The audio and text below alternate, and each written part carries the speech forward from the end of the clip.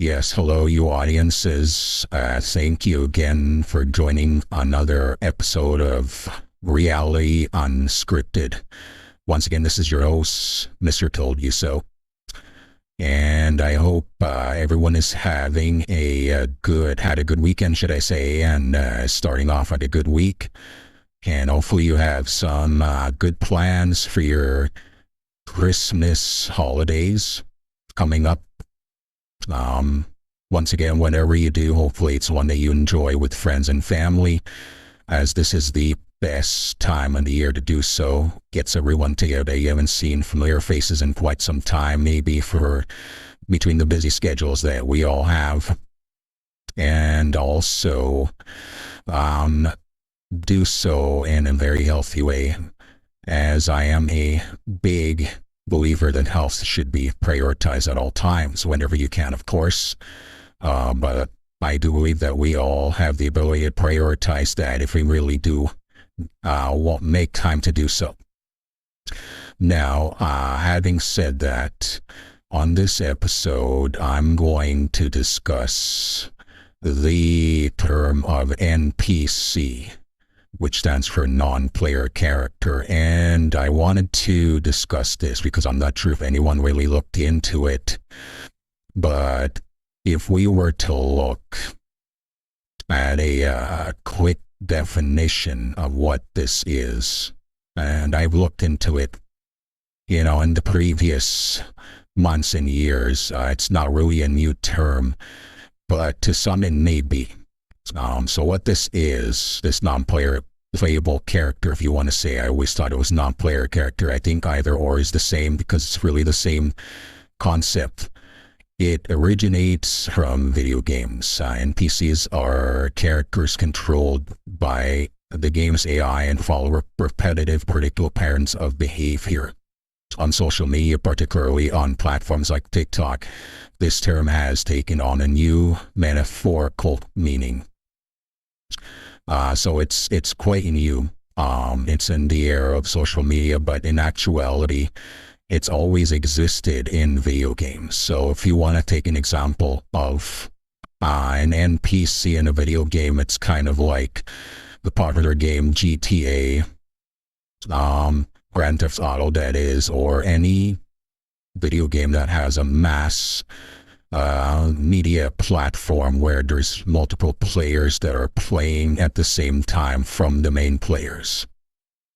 Like The Sims, for example, maybe possibly Call of Duty. These are examples of NPC games where you have multiple characters that are also playing along with the main characters themselves. Now, the reason why I would like to speak about this, once again, this NPC thing shouldn't be taken too seriously, because there really is no scientific evidence that this is exactly what's happening related to simulation theory, of course, considering we are all living in a simulation. And I truly do believe that then NPC in that role, there's no scientific evidence, but you can almost look at this in a more, lasting way, in the sense of its role. There is circumstantial evidences at the most. Unfortunately, no scientific evidence to this. So you can almost laugh about it if you think about it, but there are a lot of circumstantial evidences that kind of point toward a possible NPC role in the simulation. And I'll give you examples. So like I stated, right, in my previous episode, I don't know if for episodes, you might say, I've been urging you audiences to observe your surroundings, try to see exactly the behaviors of humans around you, if they make any sense or not, if they connect with you or not, and if there's things that you can point out that just don't seem to tie what they're supposed to be doing, or any common behaviors of what most people normally are expected to be, but just does not connect with the way you are, right? And I'll give you an example for per se. So I'll probably give you more than just one. So I don't know if you guys care about your vehicles, but not all roads are smoothed out, and that's to say the least. And I would think individuals have common sense, right? If you really love your vehicle, regardless of how fast you want to go, if you're going through potholes, bumps, and whatnot, that literally take away the value of your vehicle through time, some sooner than later, depending on how often and how rigorous you're going through these roads.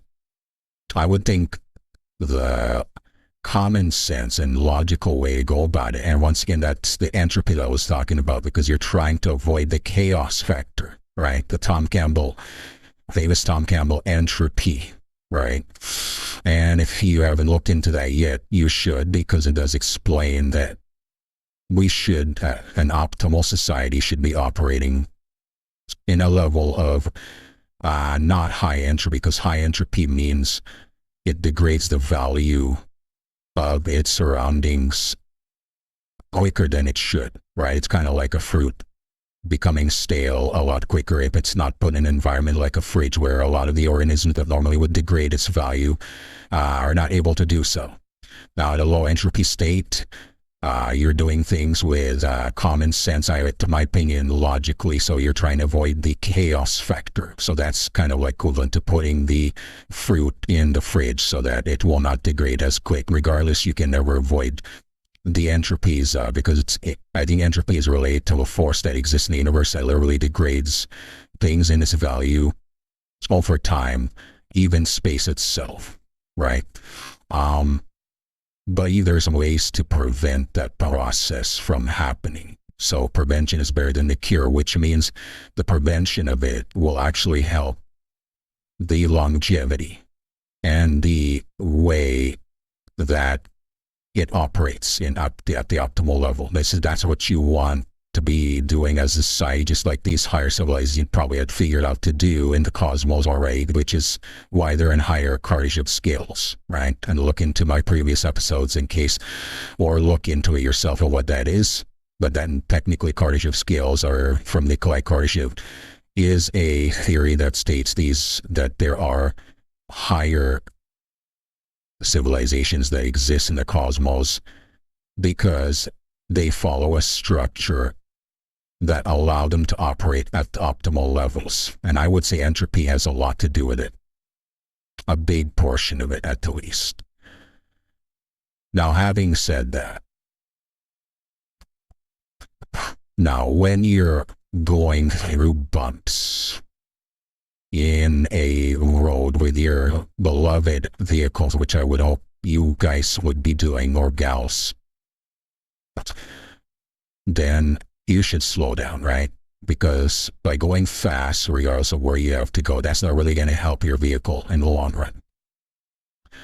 Yet, in my experience, I don't know if you've experienced that, I have countless amount of individuals who are honking, even knowingly knowing that the roads are poorly paved. And it's almost like what they're trying to say is, hurry your car to these potholes because they got to get somewhere. Right. Now, is that going to help you in any way if you have to put your car in a garage and spend X amount of dollars just to have it operate again? Right. Because namely, we all know the issues of that is going to be mostly the operations of your wheels and whatnot, and possibly even more. And like I said, some sooner or later, depending on how often, how rigorous they go. And for some reason, they look at you even like it's your fault that you didn't actually put your car more than 50 kilometers on some of these clear potholes or whatnot, unpaved roads that could literally damage your car even just going 50 kilometers, let alone more. And to me, it makes no sense whatsoever for someone to even think about that, right? And yet they